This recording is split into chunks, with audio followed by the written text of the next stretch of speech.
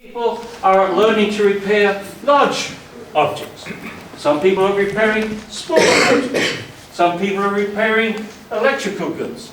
And some people repairing computers. So after 9 months, they give them a certificate and help them to get a job.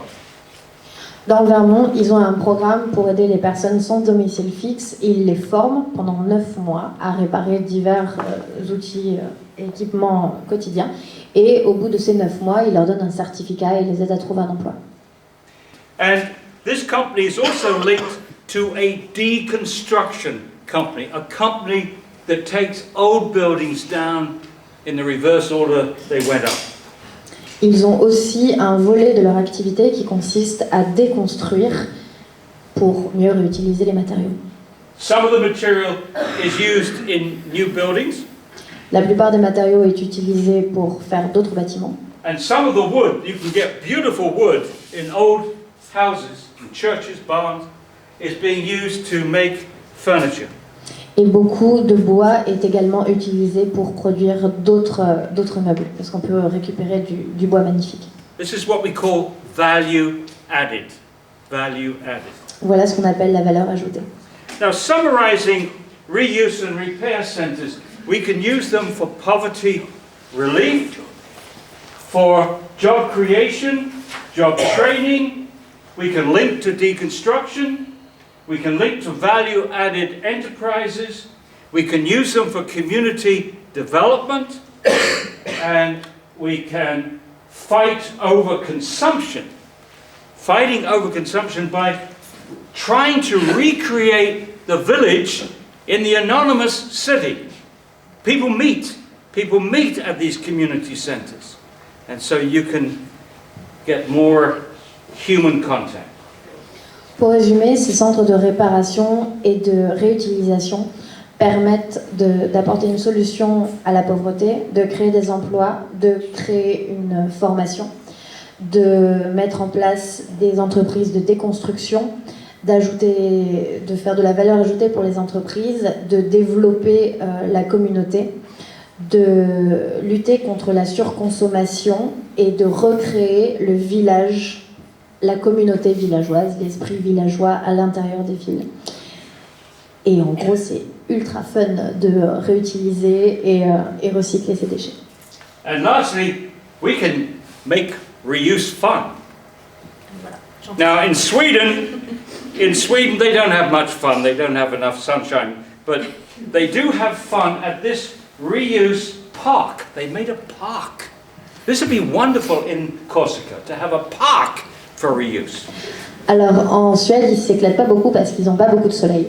Du coup, ils ont créé ce parc de la réutilisation et c'est génial, on devrait penser à en créer un ici. Please make this happen. Let me, at this point in my slideshow, I'd love to have a reuse park from Corsica, which I can show to the rest of the world, okay? Get your creativity. Faites en sorte que cela arrive. J'aimerais beaucoup avoir une diapo sur le parc de la réutilisation en Corse. In this case, when you go in, there's a band playing. Quand vous entrez, vous avez un groupe qui joue. And when you walk around, there are clowns to entertain the children. Quand vous parcourez le site, il y a des clowns pour faire amuser les enfants. And when you go to the toilet, it's an art gallery. Et les toilettes sont une galerie d'art. And this is my favorite. This is the famous separating dog. Ça, c'est ma préférée, c'est le fameux chien qui sépare les déchets. This dog can separate mixed recyclables into 6 different categories. Ce chien arrive à séparer les déchets en 6 catégories différentes. Now, if we can train a dog in Sweden to separate into 6 categories, surely we can persuade the politicians on Corsica to separate into 3.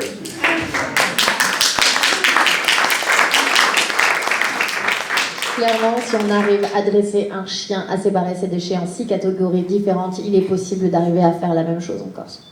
Now, the next avec l'aide des hommes politiques.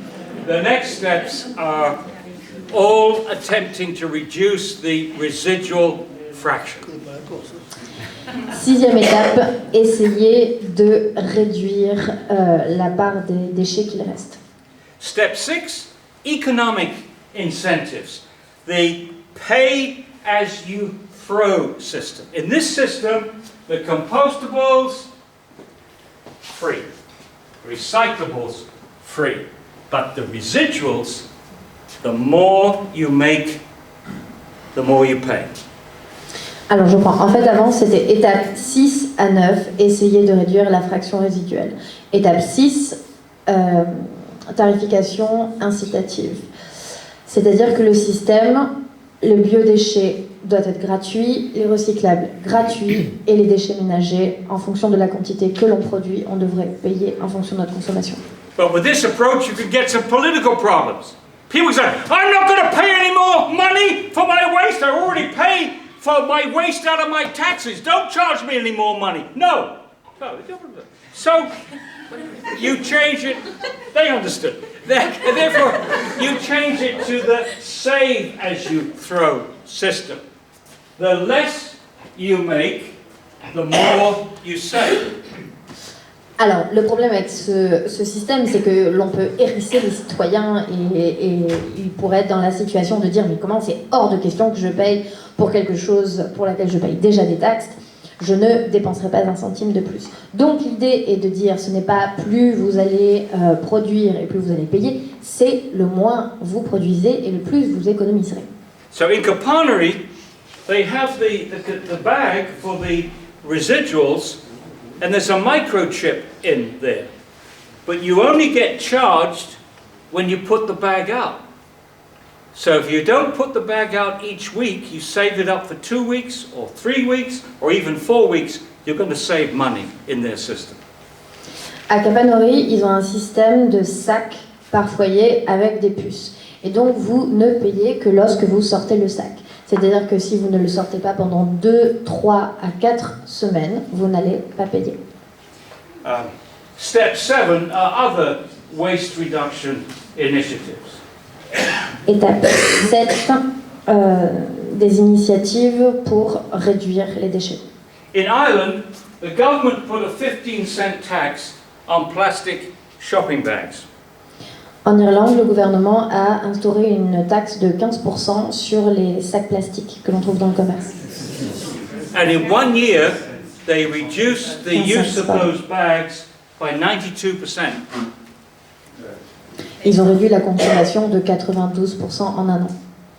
In California, last year, they signed the governor signed a bill which banned single-use plastic bags. En Californie, ils ont adopté un arrêté pour bannir l'utilisation des sacs plastiques. In Italy, we have some wonderful stores called Efficorta. And in Efficorta, all the products are produced within 70 kilometers. En Italie, ils ont un super système qui s'appelle Efficorta et tous les produits que vous y trouvez sont produits dans un rayon de 70 km. And you go into the store and you can use reusable bottles to fill in shampoos, detergents, etc. Donc vous pouvez utiliser, quand vous allez dans ce magasin, des bouteilles réutilisables et les remplir à volonté. Detergents, aqua, latte, de l'eau, des détergents, du lait, beer, de la bière, olive oil. de l'huile d'olive. Ah, and my favorite. Et mon préféré. Into the store, you get the glass and Vous allez dans le magasin, vous prenez un verre, you try this one, et vous essayez celui-là, and then you try this one, puis ensuite celui-là, puis ensuite celui-là. My favorite place in the whole of Italy. C'est mon endroit préféré de toute l'Italie. And this is somebody you've heard about already, the book that Colette was talking about, written by my close friend here, Rossano Ercolini. Ça, c'est quelqu'un dont vous avez déjà entendu parler, que Colette a mentionné tout à l'heure, mon très cher ami Rossano Ercolini. Ercolini means little Hercules. Ercolini veut dire petit Hercule. One of the best activists in Italy, C'est l'un des meilleurs activistes militants en Italie, but one of the worst singers, so never let him sing if he comes. mais l'un des plus mauvais chanteurs. Ne le laissez jamais chanter s'il vient. And he's a primary school teacher. C'est un enseignant d'école primaire, un instituteur. one of the things he's done for the primary school is to make sure the kids are drinking tap water, not bottled water, and they're using glass, ceramics, and stainless steel. Imagine if every school, every university, every cafeteria used reusable utensils, not disposable plastic. L'une des choses qu'il a instaurées dans son école, c'est de mettre en place des carafes, des verres, de la porcelaine, des couverts réutilisables, de l'eau du robinet. Imaginez un peu si toutes les écoles, les collèges, les lycées, les universités utilisaient des choses réutilisables et non pas jetables. So these are zero waste children, and here's a zero waste baby. Voilà des enfants zéro déchet et un bébé zéro déchet. Ecobimbi, reusable panolini, reusable diapers, no throwaway. Des couches réutilisables que l'on ne jette pas. In Kapanari, they found that 12% of the residual fraction was panolini. En Italie, ils se sont rendus compte que, enfin à Capanori, ils se sont rendus compte que 20% des déchets résiduels, donc là, à 12% des déchets résiduels, donc contenus dans la poubelle noire, étaient des couches culottes. Now for some numbers. Jacques is going to give you some numbers later on. But I want to address this question. How close? You talk about zero waste. How close are we getting to zero waste with these strategies? Donc Jacques va vous donner plus de chiffres plus tard, mais nous on va se demander à quel point est-ce que l'on arrive avec toutes ces étapes, à quel point est-ce qu'on arrive près de l'objectif zéro déchet. In San Francisco, the population is 850,000. They have very little space. By 2000, they were getting 50% diversion from landfill, and by 2011, 80% without incineration. À San Francisco, donc une population de 850 000 habitants, un espace très petit, très restreint. En 2000, ils arrivaient à enlever de l'enfouissement 50% de leurs déchets, et en 2011, ils étaient à 80%. Leur objectif, c'est d'arriver à zéro déchet à l'enfouissement en 2020. In Flanders, which is the Flemish-speaking part of Belgium, donc en Flandre, en Belgique, 6 million people, they're getting 73% diversion. Ils sont 6 millions et ils en sont aujourd'hui à 73% de déchets écartés de l'enfouissement. They're doing everything you can think of. They're even giving people chickens.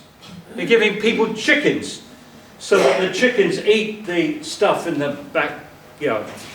Ils font tout ce à quoi vous pouvez penser. Ils donnent même des poulets aux gens et les gens leur donnent des biodéchets à manger dans les arrière-cours.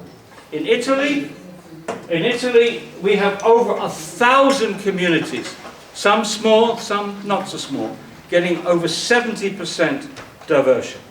En Italie, il y a plus de 1000 communes qui arrivent à éloigner 70% des déchets de l'enfouissement. Over 300 getting over 80%. 300 communes en sont à plus de 80%. Some are even over 90%. Et certaines vont même jusqu'à 90%. And they're getting these diversions very quickly.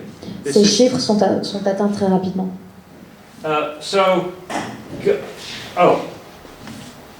Okay, have an example. Salerno, near Naples, 145,000 population, went from 18% to 72% in just 2 years. 18% to 72% in 2 years. Salerno, ils ont réussi à faire 72% en 2 ans. Okay, now, well this isn't zero waste yet, is it? 80%, San Francisco, 80%, many communities, 80%. How do we go beyond 80%? Comment est-ce que l'on dépasse l'objectif de 80%? Step 8. Step 8 is in 2 parts. The first part is a residual separation facility.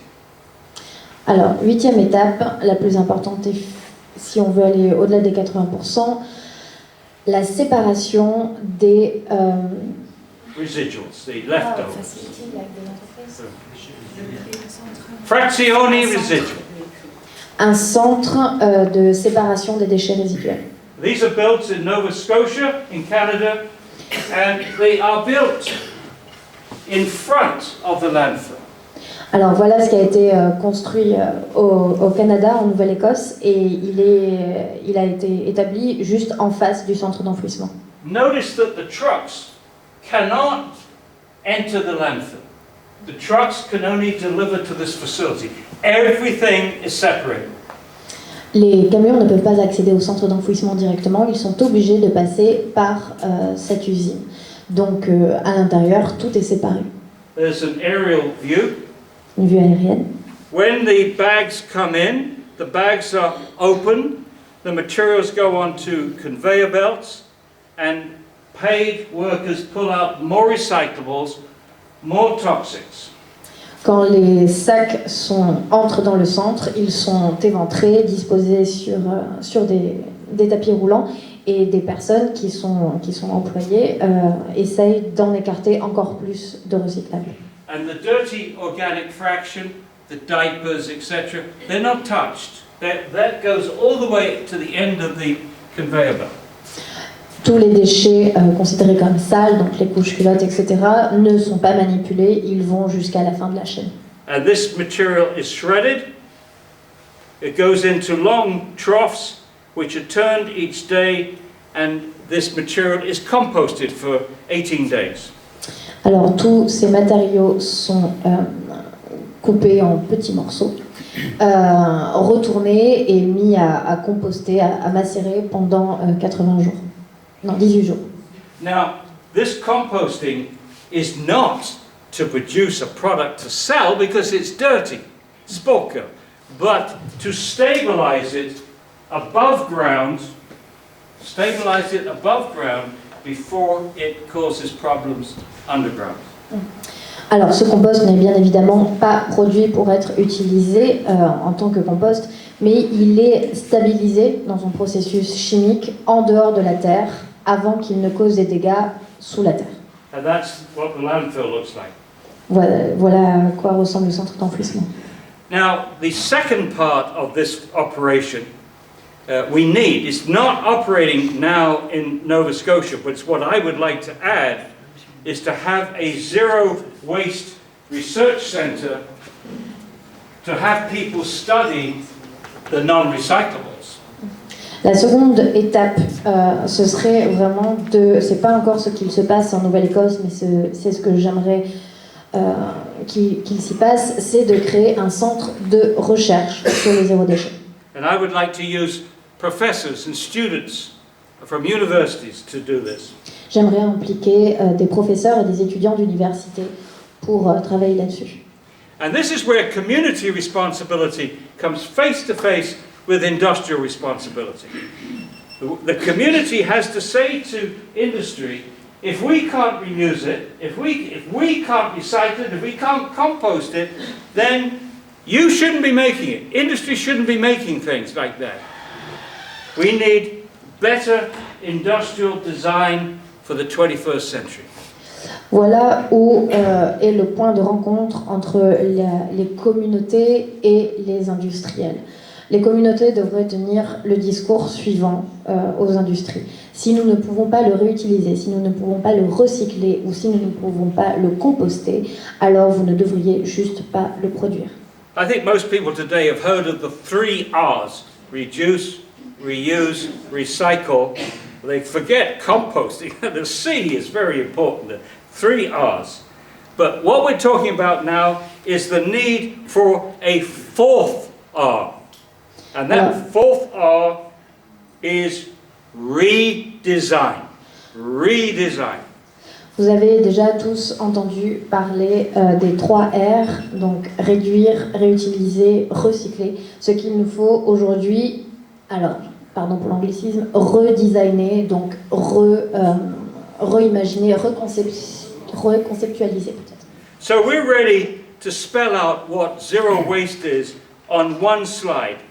zero waste is a combination of community responsibility and industrial responsibility. The community, reduce, reuse, recycle and compost. Industry, redesign what we can't handle. Donc on arrive là en fait à le résumé de la stratégie. Donc d'un côté, les communautés qui s'engagent sur réutiliser, recycler, réduire, composter, et de la part des industries, reimaginer ce qui n'est pas possible dans les 3 R précédents. Now in Kapaneri in 2010, they set up a zero waste research center. They analyzed the residuals. Look at that. Panolini diapers is actually 14%. Alors à Capanor, donc en Italie, ils ont justement créé un centre de recherche sur le zéro déchet et ils ont pu faire des pourcentages de tout ce qu'ils trouvaient dans les déchets résiduels. Donc vous voyez par exemple les panolines qui sont les couches culottes, on en est presque à 14%.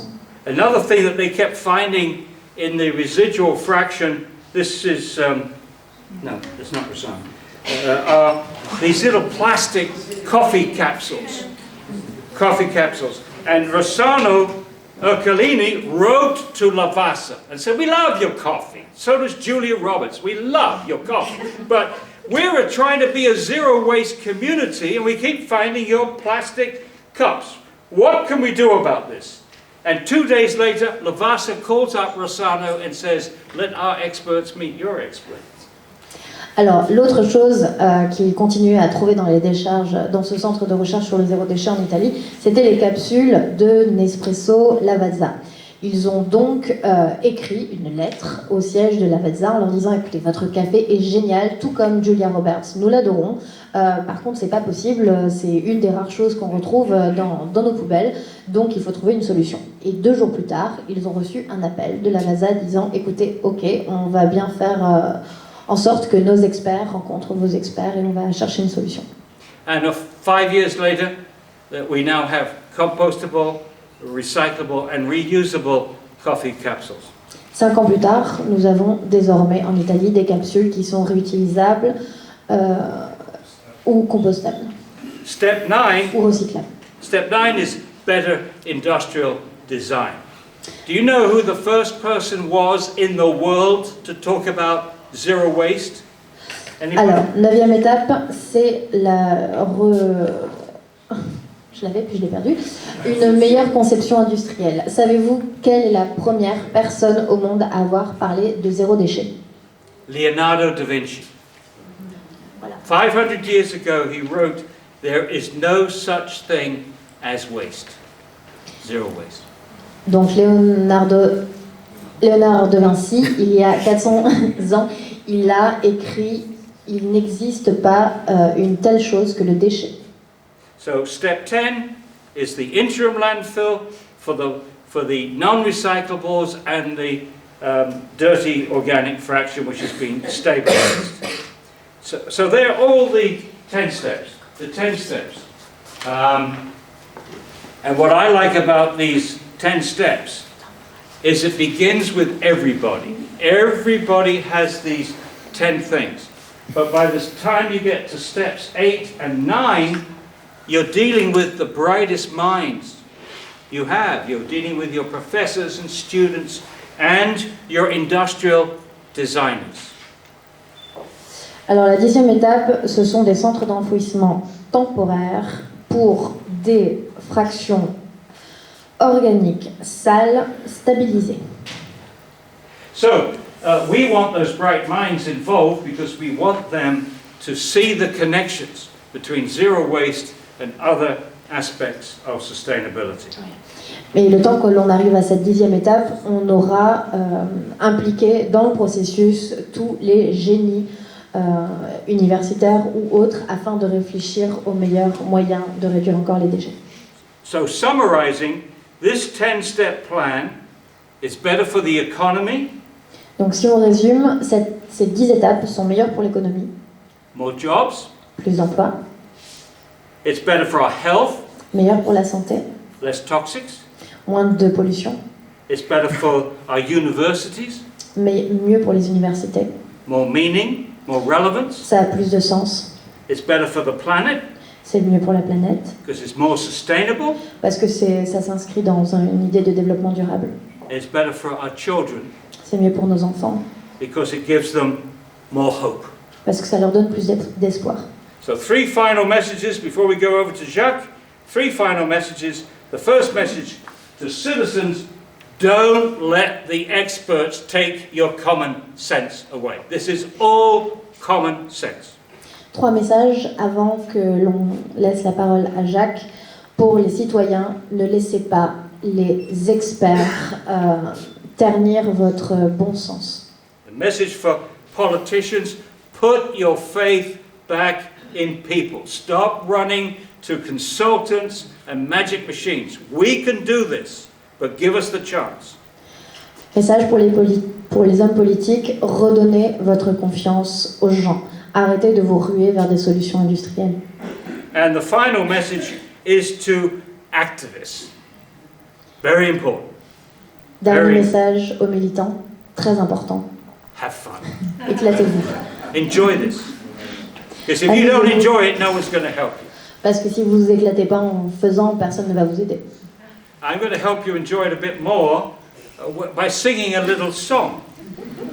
Moi, je vais vous aider à vous éclater un peu plus en chantant une chanson. Je ne vais pas traduire la chanson. I think I'm the only professor of chemistry that sings a song in public. Je suis le seul professeur de chimie à chanter en public. And I've sung it in 63 different countries. Et j'ai chanté ça dans 63 pays différents. But you're going to have to wait because you're going to hear from Jacques first. Ah, suspense, vous allez devoir attendre puisque Jacques va d'abord prendre la parole.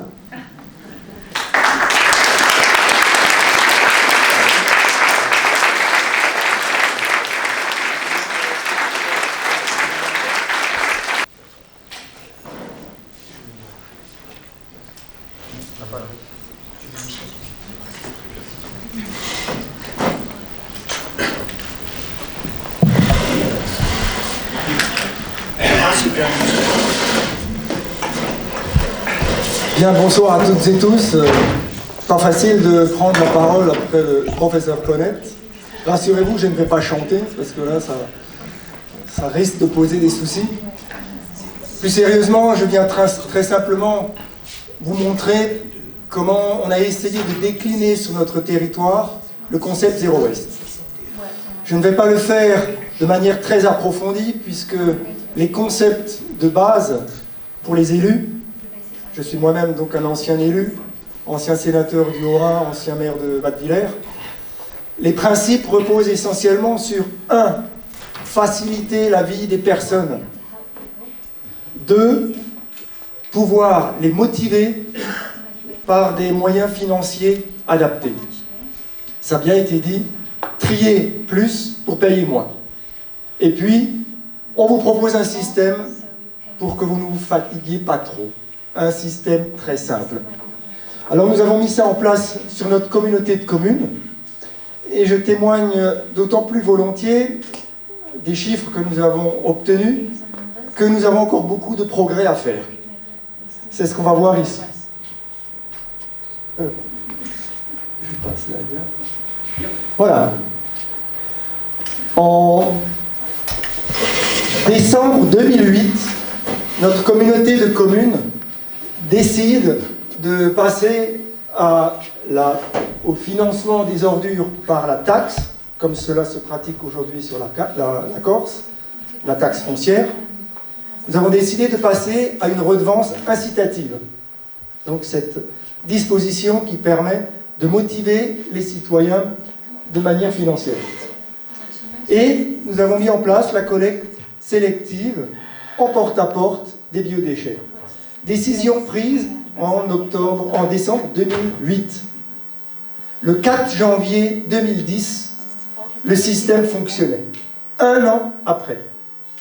Pas X années, 1 an. Quels sont les chiffres? En une année, nous passons de 221 kg d'ordures résiduelles par habitant et par an à 133. Une baisse de l'ordre de 90%. Dans le même moment, les papiers, plastiques et cartons, qui étaient déjà ramassés en porte-à-porte, passent de 56 à 67. Un petit peu plus tard, nous sommes descendus à 94 kg par habitant et par an, 64 kg de compost, de biodéchets qui sont compostés, 78 kg de papier plastique carton, le verre chez nous étant ramassé toujours en point d'apport volontaire. Alors vous le voyez, les chiffres ne sont pas très bons, puisque nous ne recyclons que 65% en matière de nos produits et éliminons 35%. Bon, sur l'île aujourd'hui, on est à 10% de recyclage et 90% d'enfouissement. Donc on a, enfin je dis on parce que je suis tellement amoureux de la Corse que je me mets avec vous. Il y a donc, nous avons une vraie possibilité pour progresser et faire exploser les chiffres. Alors, le message que je voulais vous faire montrer ici, c'est que, je ne suis pas venu vous faire la leçon, mais vous montrer qu'en un an, on a obtenu immédiatement des résultats importants et que nous-mêmes avons des progrès à faire. Le deuxième message, c'est que le délai est très court. Et je sais que pour vous, en Corse, la question de l'urgence devient de plus en plus pressante. Ça n'a pas été évoqué tout à l'heure, mais les solutions industrielles mettent beaucoup de temps à se mettre en place. Or, il n'y a pas de temps à perdre. Il faut faire ce qui va vite et ce qui fonctionne. Alors, je vais maintenant... diapo suivante. J'ai peu de diapos parce que l'exposé était très long. Je ne voulais pas surajouter un deuxième exposé. J'ai voulu comparer ici les deux systèmes qui méritent d'être comparés. Le premier système, la stratégie Zero Waste, et le deuxième système, qui est celui qui semble être dans les cartons aujourd'hui, dans la communauté d'agglomération d'Ajaccio. On m'a reproché en début de semaine de parler d'un projet que je ne connaissais pas. Évidemment, le projet n'est pas sur la place publique. Mais on peut comprendre quelle est la teneur du projet en recoupant les informations qui ont pu être distillées au cours de ces derniers temps sur ce qui se prépare. Nous avons entendu, de la part des services techniques, que les biodéchets extraits des poubelles seraient enfouis et serviraient pour recouvrir l'enfouissement des déchets non triés. En clair, il y a une seule type d'installation qui peut faire ça, ce sont les usines de tri mécanobiologique. On déplaise au président de la CAPA qui m'expliquait que ce n'est pas une TMB, comme on dit. Seule une TMB peut sortir des biodéchets d'une poubelle. Pour l'enfouissement. Parce que si on récupère les biodéchets, on ne va pas les enfouir, on va les composter et les valoriser. Comme nous le faisons sur notre propre communauté de communes. Sur notre communauté de communes, les agriculteurs viennent payer le compost. Il n'est pas enfoui. Donc du compost enfoui sort d'une TMB. Donc il y aura une TMB. Nous avons appris aussi, lundi matin, sur France Bleu, que ce n'est pas une TMB parce que l'installation bénéficiera de subventions de l'ADEME parce qu'elle produirait de l'énergie. Donc ça veut dire qu'on est dans une nouvelle génération de TMB qui, à partir des produits qu'on n'arrive pas à recycler, parce que le tri sur une TMB se fait mal, ben ils sont valorisés énergétiquement. Donc c'est la nouvelle génération de TMB qu'on appelle TVME, tri, valorisation, matière, énergie. Il y a eu une seule usine qui a été construite jusqu'à présent en France, à Hénin-Beaumont, avec un objectif d'enfouissement de 45%. On va voir les millions que ça coûte pour arriver à un résultat de 45% d'enfouissement. Alors, les deux concepts, je les ai présentés de manière parallèle. Vous aurez compris que la stratégie Zero Waste, c'est du tri au foyer optimisé par les petites mains. Nous avons, enfin, vous avez entendu, comme moi, entendu parler d'une expérimentation de collecte sélective sur Ajaccio. Première remarque, elle est partielle puisqu'il n'y a pas de biodéchets. Deuxième observation, elle est en porte-à-porte, mais on continue de collecter au même rythme les ordures non triées. Ça devient compliqué. Et troisième aspect, facturation incitative, on peut s'interroger aussi, puisque les citoyens payent les sacs jaunes pour trier. En fait, ce n'est pas de la facturation incitative, c'est de la tarification dissuasive. Plus tu veux trier, plus tu payes. Alors, on peut communiquer sur la collecte sélective, mais à partir du moment où on n'inclut pas les biodéchets, à partir du moment où on collecte au même rythme les déchets non triés, à partir du moment où on demande aux citoyens de payer plus pour trier, de payer plus pour pouvoir trier, ça ne peut pas fonctionner. On est à l'opposition du concept zéro waste. Et c'est bien la raison pour laquelle, quand bien même, dans les deux cas, il faut un centre de tri, dans cette filière-là, il faut une TMB sur ordures brutes pour traiter ce qui sera évidemment mal traité au départ, mal trié au départ. Et donc, on va vers ce compost médiocre enfoui. Alors, si effectivement, dans le projet, il y a séchage de ces flux humides et fabrication de CSR, ce sont des combustibles solides de récupération, on produit de l'énergie, mais s'ils sont transférés, c'est un coût. Alors le professeur nous a expliqué à juste titre que la meilleure valorisation énergétique, ce n'est pas brûler des déchets pour faire du chauffage urbain, c'est la valorisation matière. Pour fabriquer du plastique ou pour fabriquer de l'aluminium et autres à partir d'un gisement de base ou à partir d'un gisement recyclé, on économise 10 fois la quantité d'énergie. Autrement dit, on ne peut pas affirmer aujourd'hui qu'on fait un traitement vertueux des déchets en brûlant plutôt des déchets résiduels que du fioul, parce que la meilleure économie d'énergie, c'est la valorisation matière, c'est le recyclage. Alors je sais aujourd'hui que cette question des CSR est en plein débat. En tout cas, c'est le seul moyen aujourd'hui de subvention pour une telle installation. C'est la tolérance de l'ADEME. Parce que les TMB, aujourd'hui, ne bénéficient plus d'aucune subvention d'État. Il y a des petites subventions là-dessus. En tout cas, quand on reconstitue le puzzle, on est bien en train de monter un système où on annonce qu'il y aura du tri sélectif, mais on met en place une installation industrielle. Alors, ça vaut la peine de regarder au niveau chiffres. Alors, les chiffres parlent d'eux-mêmes. Ce sont des chiffres de l'ADEME et des chiffres retirés de la seule usine de TVME de Kallenberg, en Allemagne.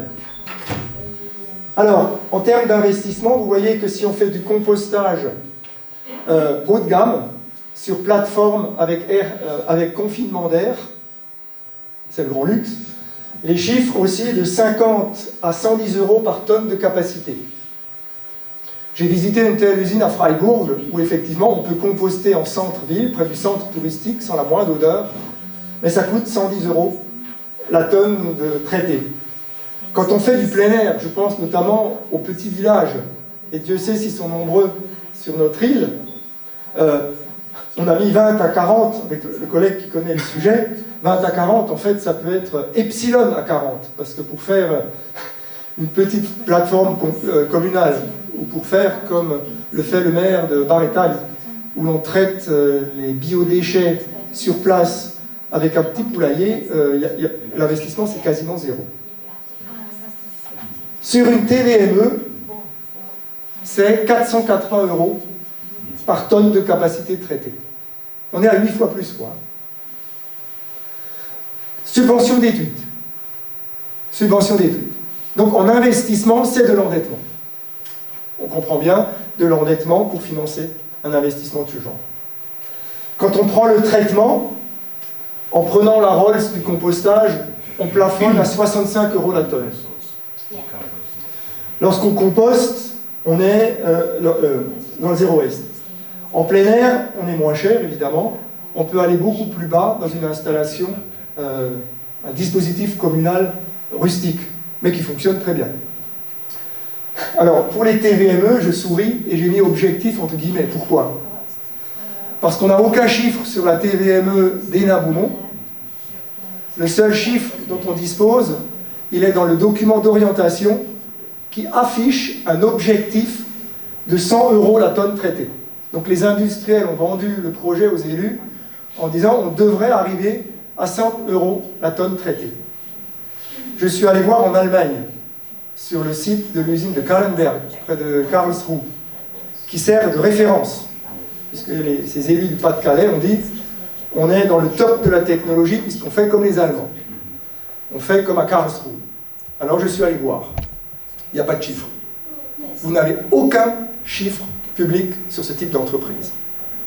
Donc, quand on fait une comparaison prudentielle, ben on s'en tient à l'objectif 100. Vous voyez qu'on est à peu près au double du traitement par compostage.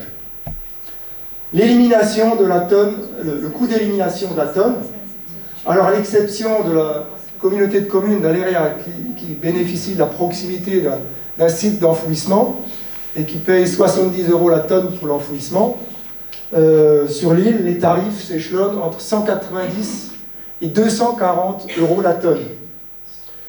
Dans le système Zero Waste, vous enfouissez 20% du gisement. Dans l'autre principe, vous enfouissez au minimum 45% du gisement.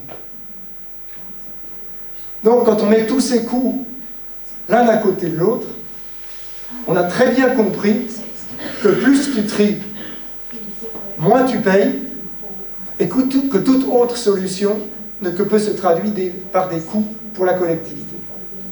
Les meilleures petites mains, ce ne sont pas les dents des trommels, des broyeurs, des TMB, ce sont nos petites mains. Et c'est ça qui nous permettrait d'économiser l'argent qu'il faut économiser. Alors pour le délai, nous avons mis sur notre territoire 1 an. Imaginons qu'il faille un peu plus de temps vu la complexité des territoires ou la sociologie tout simplement, on va dire 2 ans. En tout cas, sur une TMB, on ne peut pas descendre en dessous de 5 ans. Et la TVME de Hénin-Beaumont, dont je parlais tout à l'heure, a mis 8 ans avant la décision des élus et sa mise en œuvre. Alors on aura compris qu'en prenant simplement les critères du coût et de la rapidité de mise en œuvre, ben, il n'y a pas photo. Il n'y a pas photo. Dernière diapo, pour pouvoir engager la discussion. Eh bien, vous êtes sur l'île dans la même situation que nous avons été sur notre territoire de Tannes-Cernay, le dos au mur. Sur notre territoire, les élus avaient un projet d'incinérateur de 100 000 tonnes. Ils avaient déjà pris l'option. Ils avaient déjà voté les 53 millions de budget. Ils avaient déjà dépensé 5 millions d'études. La société civile les a empêchés de mener ce projet en faisant une contre-proposition. Une proposition zéro waste. Donc vous avez vu les chiffres. Que des élus ont mis en place contre leur gré. Mais parce qu'ils ne pouvaient plus faire autrement. Pas d'incinérateur, les déchets sont là, il faut les traiter. Alors aujourd'hui, vous êtes un peu dans cette situation-là, mais une situation, je dirais, moins avancée, puisqu'il y a des projets qui bruissent, mais aucun crédit n'a été voté, aucun crédit n'a été engagé sur ce type d'installation. Donc vous êtes devant l'heure du grand choix. Hein. Maîtriser la filière des déchets en s'appuyant sur les citoyens. Ce que le professeur Connette nous a montré, c'est que c'est parfaitement facile. Je vous ai montré qu'on l'a fait à notre niveau, avec des résultats sur lesquels on peut encore progresser en un an. Ou alors, bah oui, abandonner la filière au lobby industriel, mais du coup aussi leur faire un chèque pour 30 ans. Parce que lorsqu'une installation de ce genre démarre, on en a pour 30 ans, évidemment, puisqu'il faut la faire tourner. Alors, Je suis un amoureux de la Corse, hein, j'ai déjà dit, c'est pour ça que j'ai accepté l'invitation de Zero Vrats pour témoigner un peu de ce que nous vivons. J'ai envie de dire,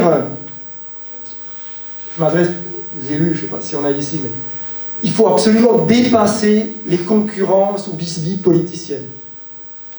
Il y a une occasion unique que vous avez ici en Corse. Vous êtes 330 000 habitants. Un petit territoire. Les gens se connaissent. Il y a relativement peu d'élus par rapport à des collectivités où il y a 10 millions de personnes qui sont concernées. Vous avez la possibilité de réussir et de faire que la Corse soit la première collectivité territoriale zéro waste. J'en suis intimement convaincu, puisque pour l'instant, les mauvais choix industriels n'ont pas été faits, les dépenses n'ont pas été engagées, et la collecte, eh bien, ça se met en place. Et ça se met en place avec un minimum de volonté. Simplement, quand même, depuis 2016, vous avez un plan déchets au niveau de la collectivité territoriale qui est un plan zéro waste, puisqu'il faut l'appeler par son nom. Mais j'espère, je croise les doigts, que les deux plus grosses collectivités d'agglomération, donc Bastia et Ajaccio, joueront le jeu. C'est 75% des déchets. Moi, je fais le tour de Corse actuellement. Je peux vous dire que j'ai rencontré des petites communautés de communes, à Lérien, Ghisonaccia, dans le nord de la Corse, au Cap Corse, où ils commencent à faire des choses. Ils commencent à faire la collecte sélective des biodéchets. Il y a des maires qui font déjà qui récupèrent les biodéchets sur leur plateforme. Il ne faut pas les désespérer. Ils attendent que toute la Corse bouge. J'ai envie de dire, trions, parce que la Corse le vaut bien. Merci pour votre attention.